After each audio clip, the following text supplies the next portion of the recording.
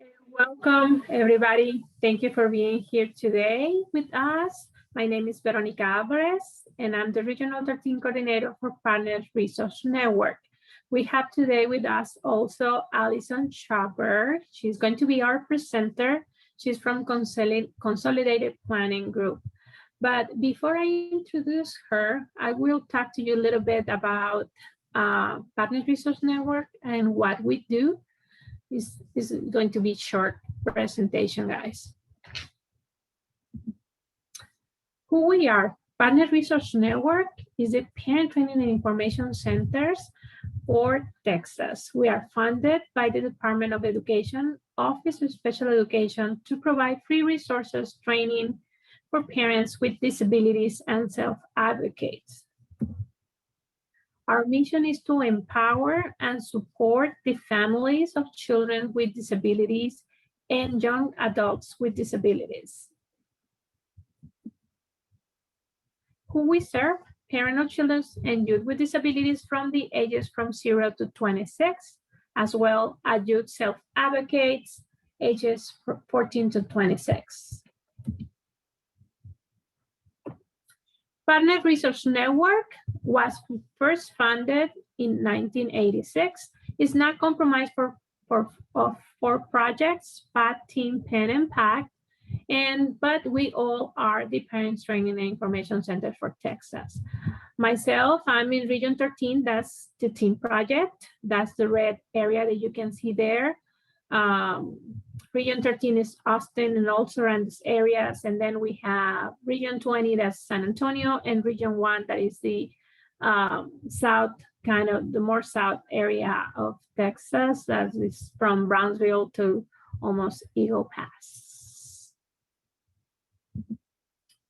So we provide parents workshops, youth workshops, webinars like this one, informational referrals, technical assistance, supporting our meetings and IEP meetings. We do an annual symposium, each of the coordinators. We do also parent leadership training and youth leadership training, and our services are free. So if you have any question, please use the chat box or the Q&A. I'm going to be monitoring that, and Allison is going to be answering those questions. This webinar is going to be recorded.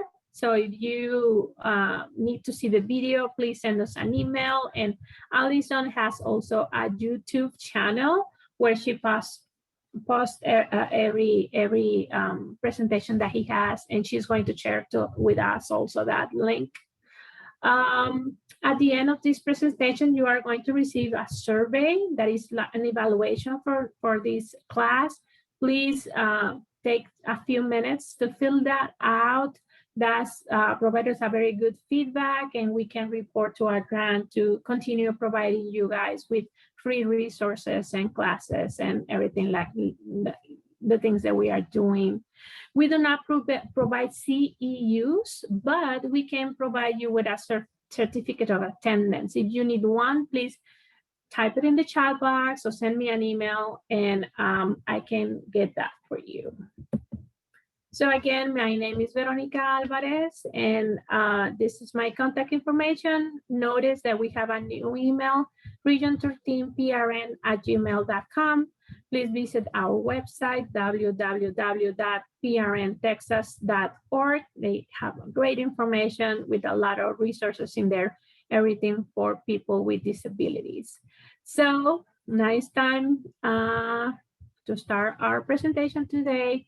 Please, Allison, you can share your screen. So we have, again, Allison Schaberg. Thank you for being here. She's a very passionate advocate for the special needs community. She also is a mom of a young adult with disability. So she has 25 years experience working with families, and she's a financial planner. I think I already told you guys, and she's with Consolidated Planning Group. So thank you, Allison, for being here, and you can start. Thanks so much, Veronica. It's always nice to be back with you. So for those of you that are here that is joining for the first time, we're glad you're here. For those that have heard us talk on a variety of topics in the past, we're glad you're back. So again, Allison Schaberg, Consolidated Planning Group. And as she said, we are a holistic special needs financial planning firm. But I do wear a lot of hats. I do wear a hat as a special needs advisor, but I wear the hat first as a mom. As a mom with special needs kids. So I have one that has transitioned into adulthood, and I have one that's still a minor.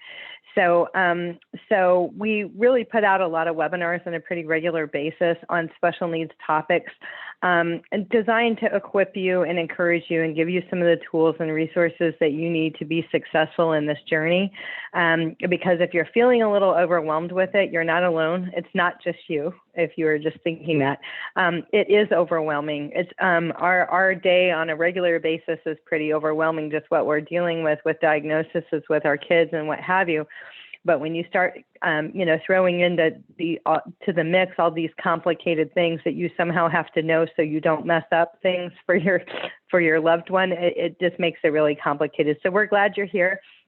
As Veronica mentioned, everything is being recorded today. Your cameras and audio your microphones are muted, so we can't see you or hear you, but we do want to hear your questions today. So if you have questions, put them in the chat box or the Q&A. Veronica's going to monitor that, and we're going to answer as many questions as we can throughout the presentation. You don't have to keep your questions to the end. Today is being recorded, and after today's event, sometime today, either later today or tomorrow, then we will put an email out with the recording and how to contact us, et cetera. Okay. All right. So we're talking about transitioning. There's so many buzzwords as it relates to special needs planning, but transition is one that we certainly hear about. And so whether you're transitioning and you've got a high schooler that is leaving high school at age 18, sometimes we see age 21, 22. I think the very first things first is as parents, it is important that we really set realistic expectations.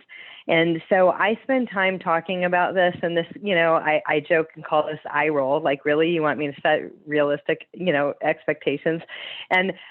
But the thing about it is as humans, we're wired. We're always looking around. We're looking around at other kids and other people and other things and what is expected. And are they going to college? And are they doing this and all? I mean, it starts early from the time you have a baby, from they sit up and when did they walk and when did they talk and when did they, all of these things, right?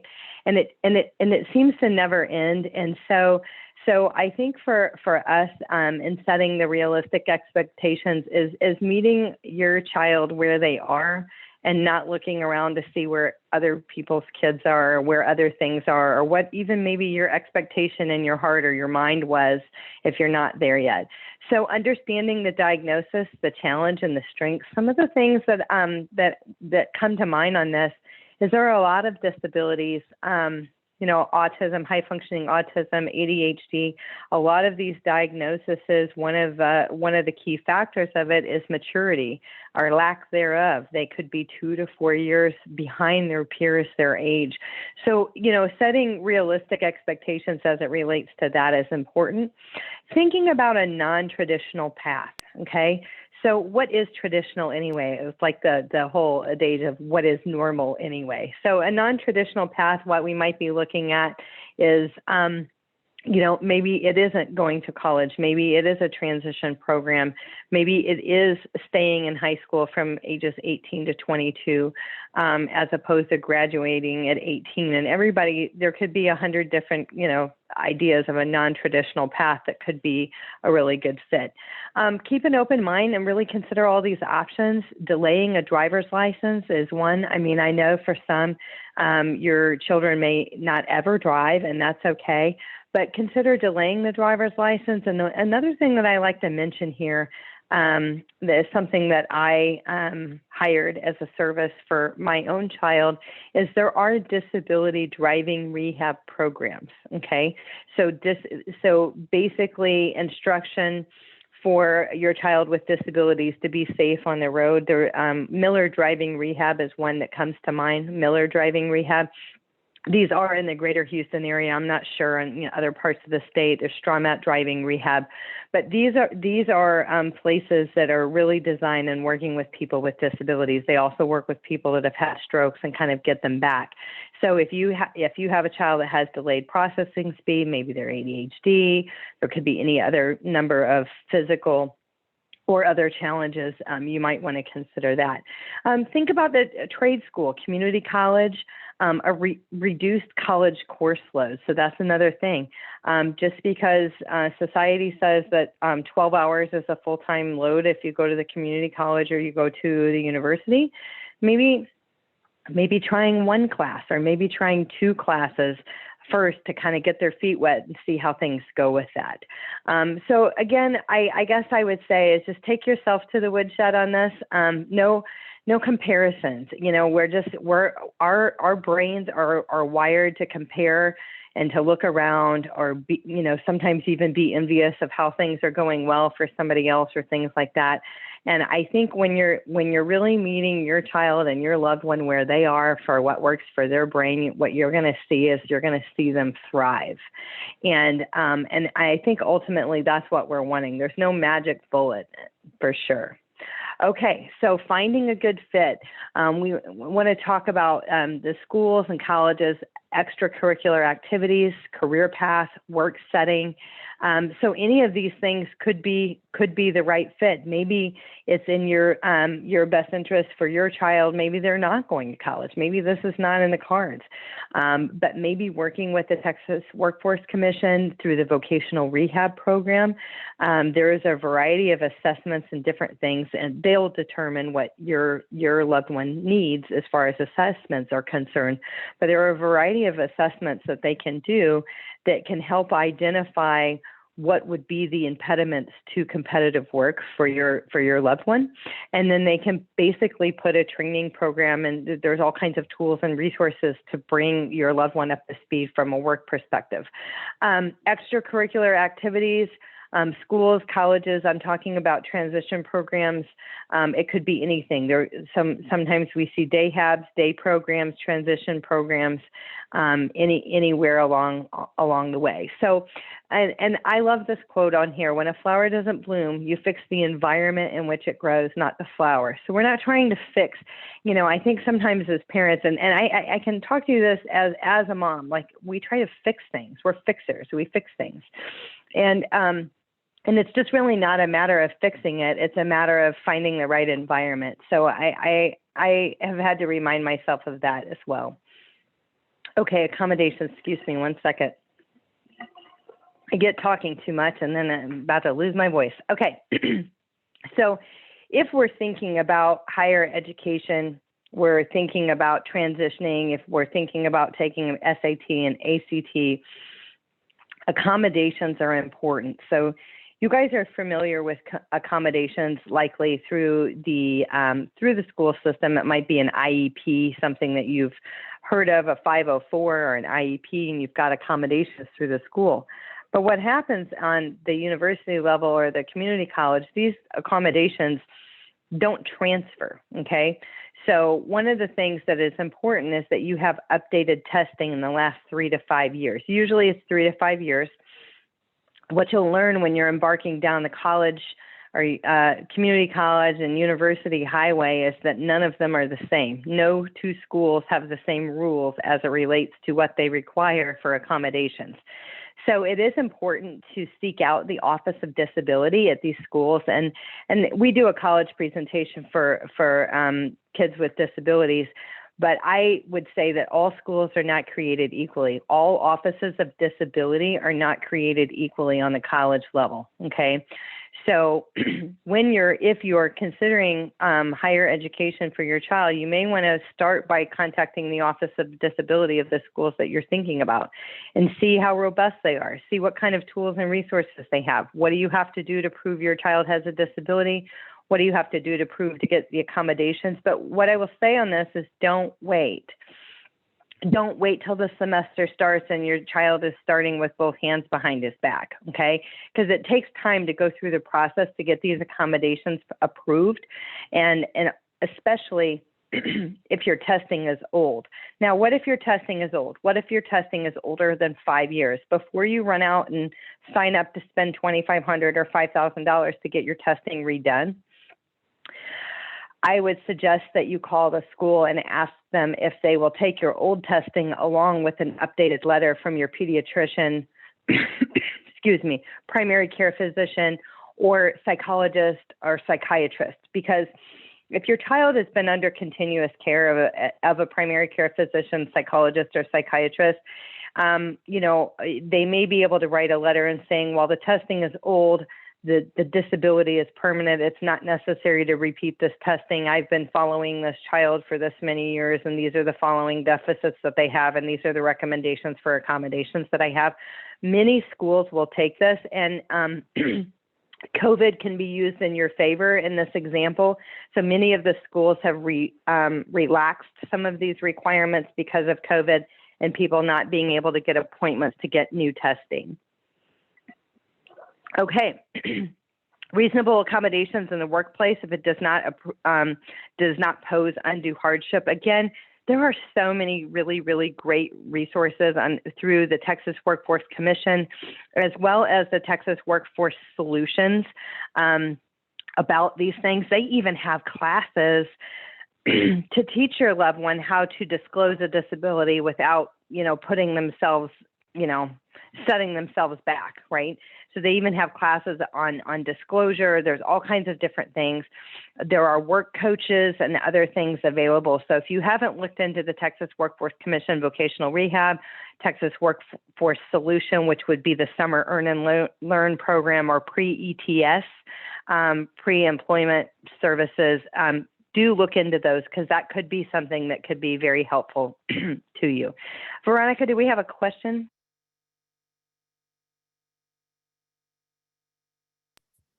Right now, no, I don't see any questions. I just saw a hand raise, but I already asked the attendee, Pamela, and she said she doesn't have any questions. You can see just there a hand, but I don't know. I just, okay. I'm going to lower all the hands. Okay, no worries. So this is just a list. And so one of the things that I always say when we have a list out here, this isn't everything.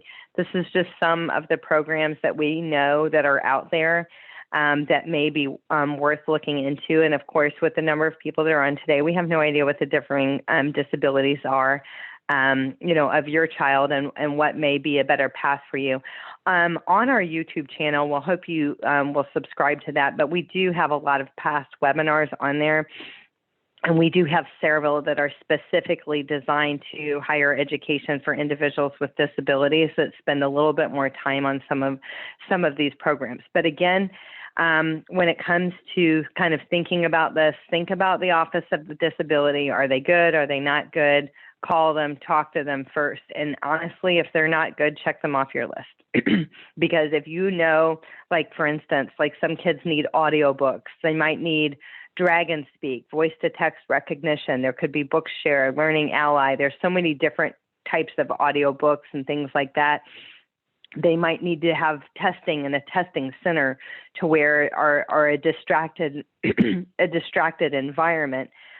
There's a ton of accommodations on the college level. What they don't ever do is reduce the assignment. The assignment does not get reduced on the college level. You know how like they could say in the public school, like, well, they're going to do all the even problems or all the odd problems or something like that.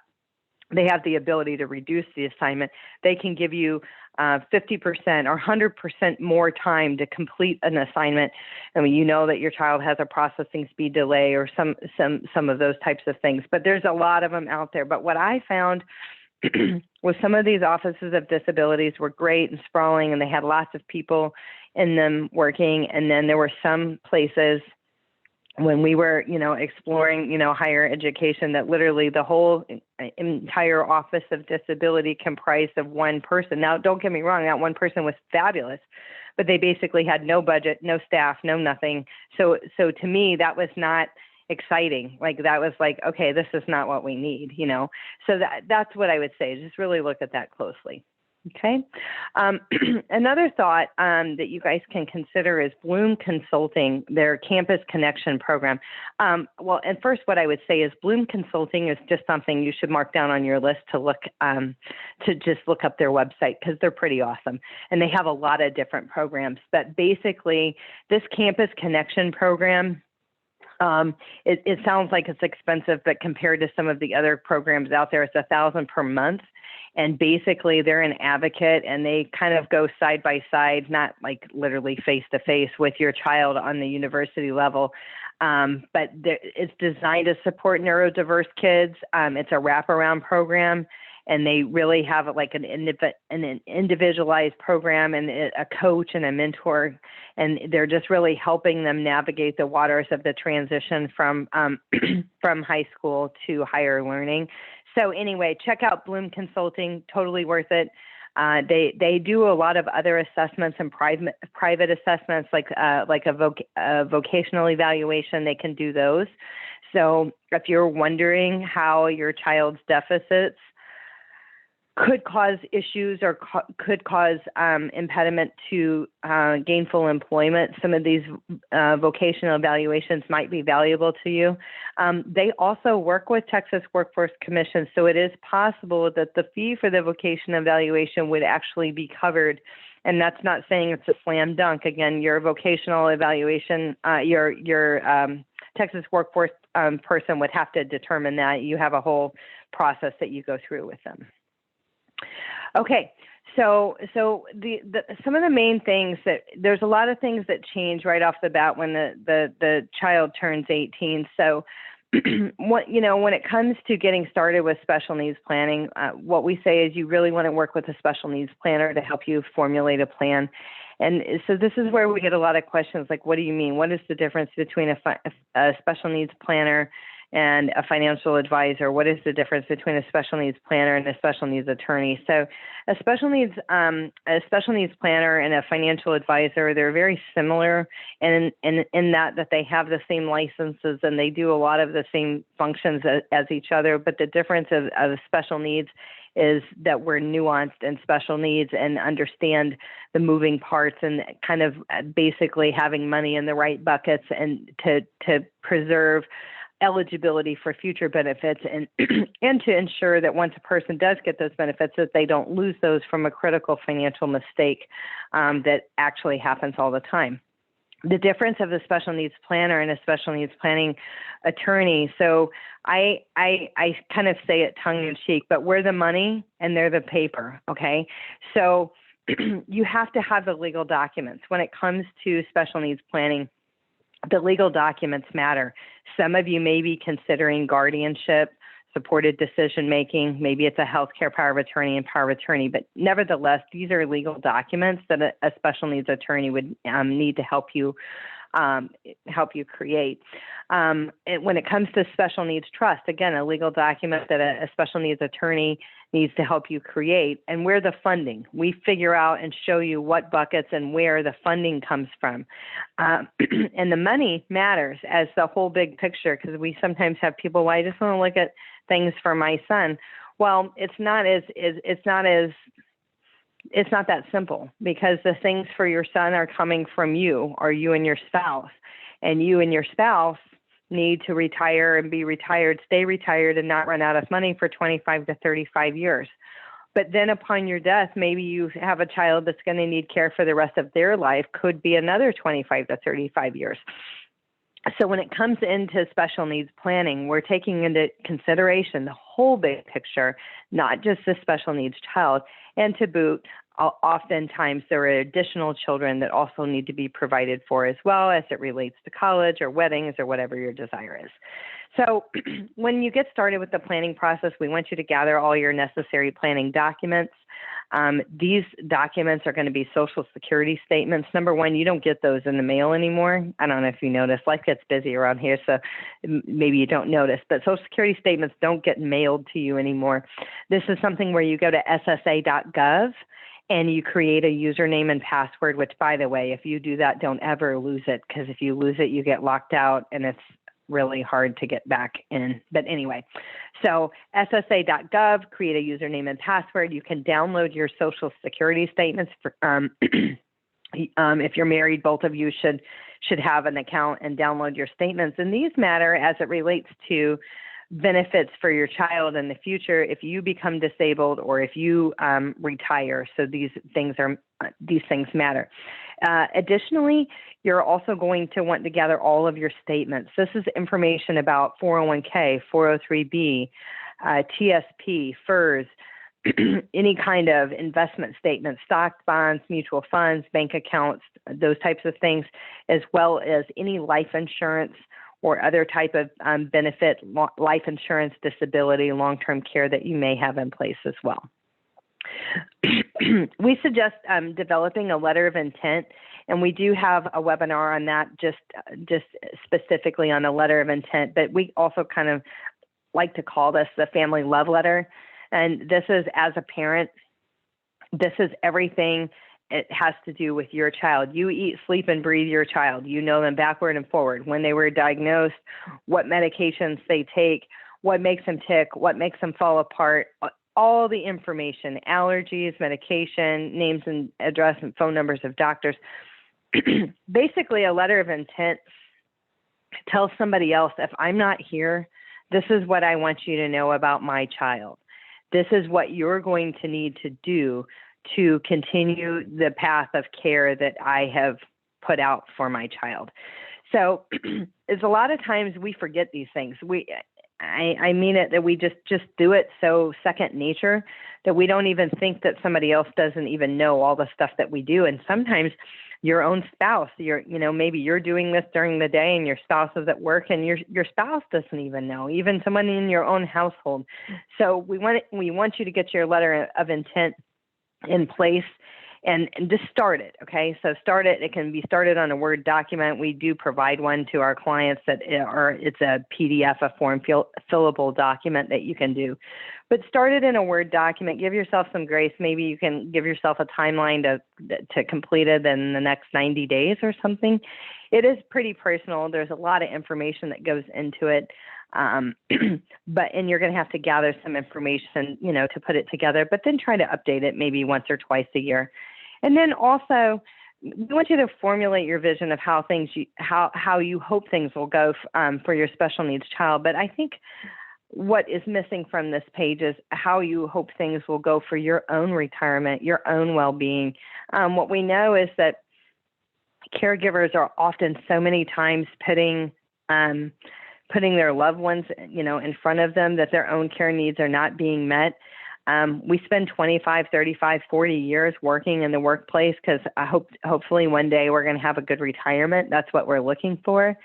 But so your vision needs to have some semblance of balance. So even if you have a loved one that's going to need care for the rest of their life, not going to college, we hope for a transition program. Your retirement does have to have some respite care built into it. It does have to have some time, some of the hopes and dreams that you've hoped for all along. Okay, let me go to the next page here. Okay, so as you're thinking it through some of these things, thinking about who will care for my child when I'm gone. So this is a hard thing, and we don't want to think about these things, but what I'm asking you to do is to think about this before it's a problem, right?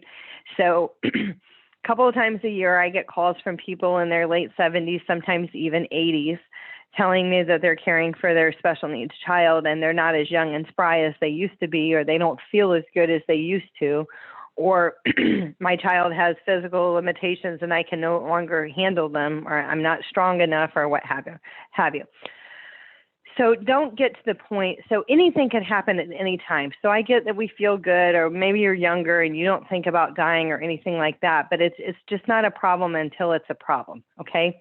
So thinking about who's going to care for your child in the future, what that future care plan we were talking about is, what is that plan? What is the future care that you hope for? And then we can develop a future care plan that will help answer some of these questions. So that way there is a plan in place beyond, if something happens to me, his brother is going to watch him for the rest of his life. Okay. There needs to be a better plan than that. And while we know that you have loving, they have loving siblings and loving family members, the siblings are oftentimes not a good choice of the future caregiver. So they might be a good choice as a future trustee that's going to, you know, manage the money and set up care for your loved one, but maybe not being the future caregiver. We want you to consider touring facilities like Brookwood, Marbridge Foundation, Daymark Living. There's a lot of different ones out there. Some of the waiting lists can be 5 years or longer. Reach Unlimited. There's so many different ones out there that have day programs. Some of them have residential programs. If you think it's ever possible that your child might need residential care, whether it's group home or any kind of thing, you need to get them on the waiting list. You reserve the right to say no later. But I suggest touring some of these places, and what you'll find is they're residents, and they're called anything from residents to, I don't know, the different names, but they're happy there. They're happy there. They have jobs. They're important. They're living amongst peers.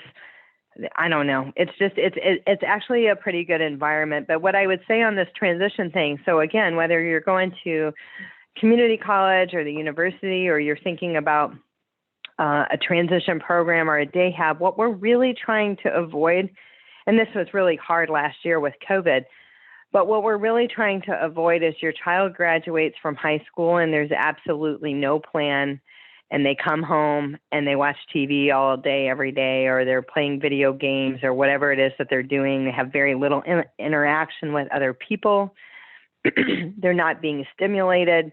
And then when you say no more, I want no more of this, I got to have a plan, then you start calling around and you see these waiting lists are 5 years. You're like, what? So that's why we just want to, you know, we definitely want you to get started early on that. Okay. So, and we have entire presentations on how your child's care will be funded. Excuse me. We want you to preserve eligibility for state and federally funded programs, okay? So what happens is, unfortunately, for a lot of families, even though your child is disabled, they don't qualify for SSI and Medicaid, you make too much money, okay? So a lot of people don't know that when your child turns 18 that you need to apply them for SSI and Medicaid again, okay? So when your child turns 18, even though they still live in your household, maybe you still claim them on their on your taxes, and there's no end in sight of them leaving anytime soon, it's based off of their assets, not yours. So once they turn 18, this qualification, which they haven't qualified for because you make too much money, it's based off of their assets. So if you're taking notes, the main thing that you need to know is you need to call and schedule an appointment with the Social Security office for the month that your child turns 18.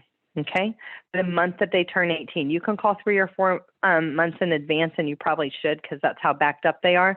The Social Security Administration offices are not meeting in person unless it's an emergent situation, and emergent is like a family member died. I mean, like, it's, you know, pretty serious. But they are meeting by phone. So you're going to want to go ahead and schedule that. So the key thing for SSI is a means-based program, okay? Means-based. So the individual cannot have more than $2,000 assets to their name. They are allowed to have 1 car and 1 house, okay? 1 car, 1 house, and $2,000 assets to their name if they're single, and if they're married, you know, like for a married couple, if you have a minor child and you're wondering if you would qualify for the minor child, it's $3,000 assets to your name, 1 house and 1 car. Okay. So the next thing is Social Security, Disability, and Medicare. So Social Security Disability is also called Social Security. It's also called Social Security Disability, and then SSDI. So before is the Supplemental Security Income, Medicaid. So over here is SSDI. So SSDI, it would only make sense, Social Security Disability, it would only make sense if our kids qualified for Social Security Disability. that would make sense, but that's not how it works. So basically, the Social Security disability it has to do with working quarters. So you pay into this, right? Working quarters. So if you have a child that's never worked before, you could actually, when you apply for SSI and Medicaid, you also apply for SSDI, and then you get a letter in the mail saying that you were denied. And you're mad because your child is clearly disabled, and how can they could even suggest that they're not disabled? It's just appalling, right? Well, they're just denied, categorically, because they simply haven't paid into the system, so they don't have any working record. And how this matters, and where this matters later down the road to you, is when you apply for SSI and Medicaid, you want to establish that your child and their disability started prior to age 22. And if their disability started prior to age 22, they will later be eligible. They'll be considered a DAC, a disabled adult child, under a parent's record. So even though your child is never going to work, your work record, or your spouse, their mother or father's record, will be considered for Social Security disability in the future. And basically what that looks like, and again, there's whole presentations on this, and it can get a little bit confusing, but basically, Mom, Dad, you've been paying into Social Security all this time. So later down the road, when you retire, you're going to turn on your Social Security. This is something we're familiar with. So if you have a disabled adult child on your record, when you turn on your Social Security during retirement, or you turn it on because you are disabled, your disabled adult child will be entitled to 50% of your amount of your benefit, and it doesn't reduce yours. So in the example of Dad's benefit is $3,000 a month, Social Security retirement, $3,000 a month. We have a disabled adult child. Dad goes on retirement. Then the disabled adult child benefit would be $1,500, basically. Now, what I will tell you is we're getting in the weeds, and there's a lot of convoluted little stories and backstories with this. So if you are a spouse that has never worked and you are actually drawing off of your spouse's record, there's some other calculations for that. It's basically 150 to 180% of the retiree's record of the household maximum. So there are household maximums as far as this 50% is concerned. And that's something that we can help further with this. And one thing that I would say that is important, I always forget to mention this, through Consolidated Planning Group, we actually have a really awesome system that helps determine when, how much, all of the moving parts as it relates to Social Security and Social Security disability for your disabled adult child, or any spouses that either worked or didn't work, in addition to anybody that may have TRS, maybe not paying into Social Security, or could be a federal employee. So we have calculators for all of that. And basically with your Social Security statements, we can run with that and really tell you what to do. And every single person's situation and scenario is different. But we definitely have a program that spits it all out black and white, down to when you should take it, what month, and what to do and when. So it's really helpful for that. So a couple of other places that you can have money. So basically, we're talking about SSI and Medicaid, SSDI and Medicare. Medicare is eligible for you're eligible for Medicare after 2 years of being qualified for SSDI. There's basically two places that you can put money above and beyond the $2,000 as it relates to a special needs child. One is going to be a special needs trust.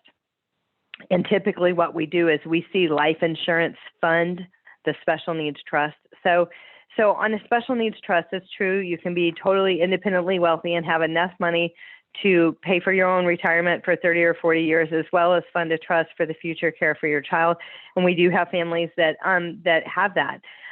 But oftentimes, special needs trust is funded with some money, some cash, and then also proceeds from life insurance or assets at the end of death. Okay, so that is one way to fund a special needs trust. So there's different types of special needs trusts. There's a third party and a first party. First party is the individual's money. So if you have a child that has a disability, maybe there was a lawsuit, they got a settlement, something like that, that's their own money. That would have to go into a first party special needs trust. Okay. A third-party special needs trust is when we leave money to our children, we leave it to the benefit of the special needs trust for the special needs for the special needs child. Okay. The next place that we can have money is in an ABLE account. An ABLE account is basically under the tax code 529A for ABLE. The beneficiary is the account owner. Income earned in the account is not taxable. Contributions are not deductible, and it does not jeopardize SSI or Medicaid or other public benefits.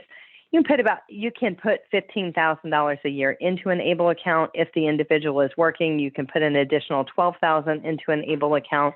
And the bottom line with an ABLE account is that it can't be more. You can't have more than $100,000 in an ABLE account before it disqualifies you from SSI. So that's why a lot of times we get a question on a pretty regular basis of why do I need a special needs trust and an ABLE account? And basically there's two reasons for that.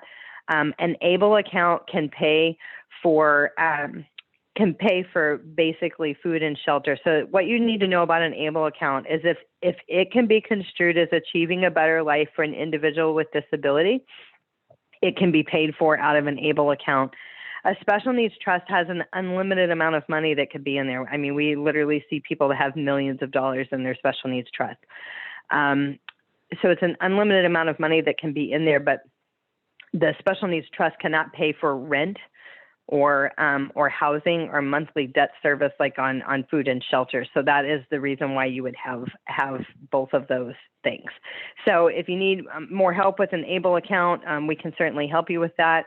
One of the things to know on an ABLE account, so we see a lot of families from time to time that have 529s, 529C for college that was established for the individual with disabilities because they were hopeful and optimistic that the child was going to go to school. Things have changed. They don't plan for the child to go to school. Even if they still plan for the child to go to school, you can convert your 529C for college to a 529A ABLE.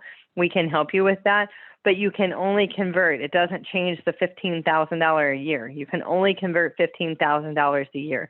So that may be something that you want to consider making that conversion. And the cool thing about the ABLE account is the ABLE account can pay for college and it can pay for tutoring. It can pay, I mean, again, if it can be construed as achieving a better life for an individual with disability, you can pay for it out of the ABLE account. So having said that, I mean, we kind of talked about a lot of things. We kind of hit some of the things that are on the radar here, but these things are things that should just be on your list. And some of them you may have already checked off the list. Some of them you might need to take a deeper dive and kind of look at that a little bit further. But again, on our YouTube channel, we do have presentations just about on every single one of these topics that I have here on the screen.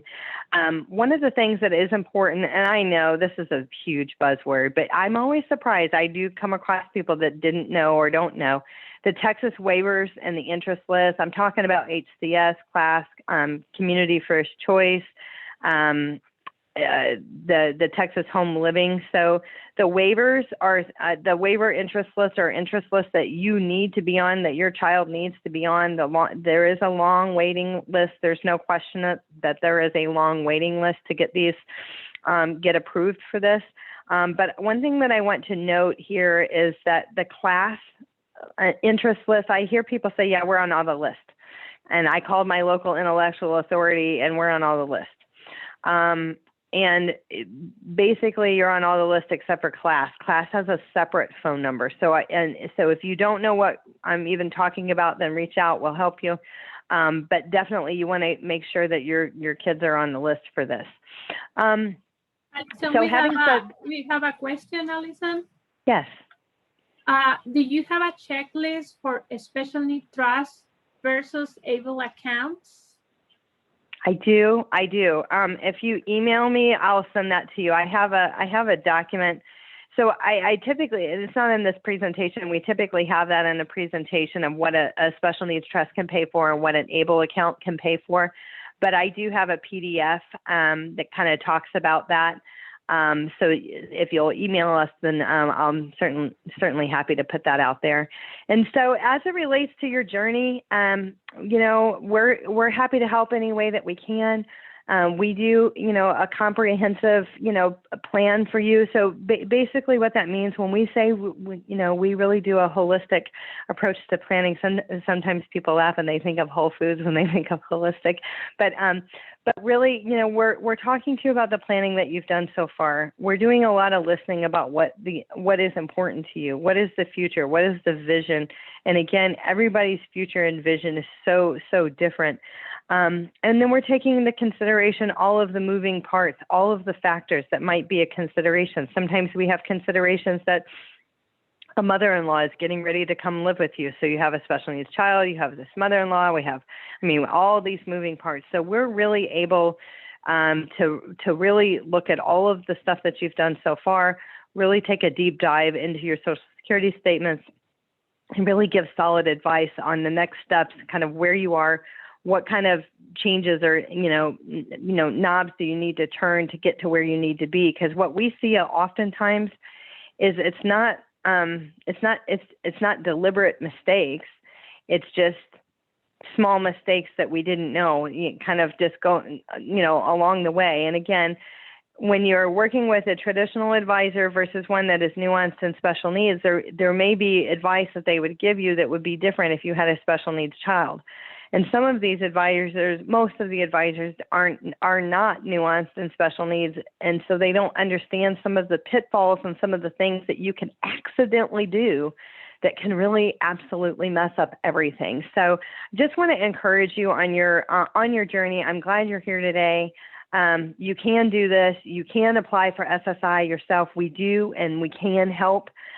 We do have a fee for service for applying for SSI, but I like to encourage our parents to know if you haven't applied before, you can. You don't need somebody to do it for you. You do not have to hire an attorney or anything like that when it comes to applying for SSI. I suggest getting your ducks in a row, and what I mean by that is getting, you know, medical records, name, address, phone numbers of doctors, diagnostic history, medication, all of that information together prior. You don't have to take that with you prior to applying for SSI, but I think it's good to have it. I also suggest reaching out to the primary care physician and say, I'm getting ready to apply for SSI and Medicaid for little Johnny, and they're going to be requesting your records. I'd like to see what's in your record. What would you send them if they requested this? I'd like to see this.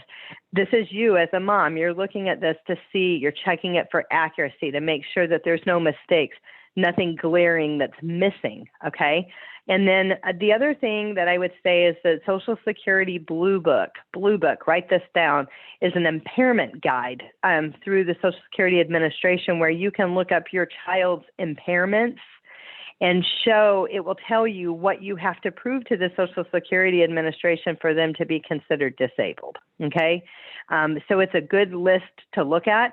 And before you call your doctor, I might look at this list and say, I'm applying for SSI and Medicaid, and here's his primary diagnosis, and this is what the Blue Book says it has to show proof of.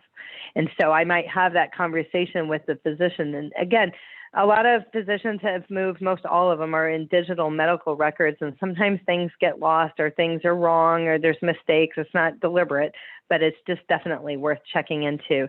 All right, Veronica, that's all I have for today, and I'd like to turn it over to a few more questions. We have another question. Well, is something. Do you have the class phone number for the interest list? I don't have it right off. I have it. I definitely have it. Yes, I definitely have it, but I don't have it to put it on the screen right now. But if you even just Google the class phone number, it's an 800 number for class. I can email you that information, Pamela. I can do that for you. Okay. But I don't have it to put it there in the chat, but we can help you. People are often surprised that they're not on the class list because they thought they were on everything. They didn't realize that the class waiver was siloed from the other ones. So yeah, for sure. Any additional questions? That's all the questions that we have. So thank you very much, Allison, for being here with us today. Thank you, guys. You will receive, like I mentioned, an evaluation link. Please fill that. And later on today, we are sending you the PowerPoint, PDF with the slides of Allison with all the information of today. And later on also with the link if you want to see the video, of today's presentation. So thank you so much. Thanks so much, everyone. Have a great afternoon. Bye now. Bye-bye.